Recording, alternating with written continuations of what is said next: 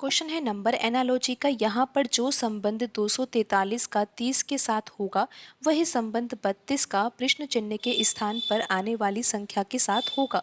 तो सबसे पहले तो यहाँ पर यही समझने की आवश्यकता है कि 243 का संबंध 30 से किस प्रकार का है, तभी तो पता लगा पाएंगे ना कि प्रश्न चिन्ह के स्थान पर कौन सी संख्या आएगी। तो आप यहाँ पर ध्यान से समझिए कि जो 243 है ना, 243 को लिखा जा सकता है 3 की घात 5, और ऐसे ही 32 को लिखा जा सकता है 2 की घात 5। तो यहाँ तक तो आप समझ गए होंगे ना कि 243 को लिखा जा सकता है 3 की घात 5, क्योंकि आप जब 3 की घात 5 को हल करोगे ना तो 3 को ऐसे 5 बार आपको खोलना होगा और बीच में गुणा का चिन्ह लगाना होगा। और देखते हैं हम यहाँ पर कि 243 आता है क्या नहीं।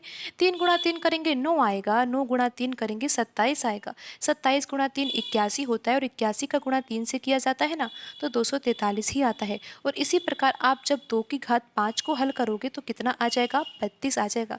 तो यहाँ पर इतना समझ में तो आ गया कि यहाँ पर जो 243 है ना उसको लिखा जा सकता है 3 की घात 5, और 32 को लिखा जा सकता है 2 की घात 5।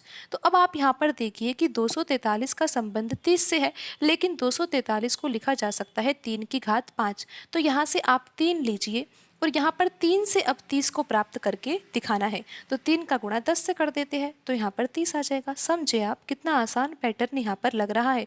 तो अब हम यहाँ पर भी पता लगा लेते हैं कि प्रश्न चिन्ह के स्थान पर कौन सी संख्या आएगी। यहाँ पर 2 की घात 5 है ना, तो यहाँ पर हम 2 को लेंगे और गुणा तो हमें 10 का ही करना है, क्योंकि यहाँ पर हमने 3 में 10 का गुणा किया है, तो यहाँ पर 2 में हम 10 का गुणा कर देंगे। तो 2 गुणा 10 कितना होगा, 20 होगा। तो यहाँ पर प्रश्न चिन्ह के स्थान पर कौन सी संख्या आएगी, संख्या यहाँ पर 20 आएगी, और ऑप्शन सी यहाँ पर सही होगा। आप एक बार फिर से पैटर्न को समझ लीजिए कि किस तरह से यहाँ पर आंसर आएगा। 243 को लिखा जा सकता है 3 की घात 5, और 32 को लिखा जा सकता है 2 की घात 5। फिर यहाँ से हम 3 लेंगे और हमें 30 को प्राप्त करना है ना, तो 3 का गुणा हम 10 से करेंगे जिससे कि 30 आ जाएगा। फिर यहाँ से हम 2 लेंगे और 2 का गुणा भी हम 10 से ही करेंगे, तो यहाँ पर आंसर आ जाएगा 20, और ऑप्शन सी यहाँ पर सही होगा।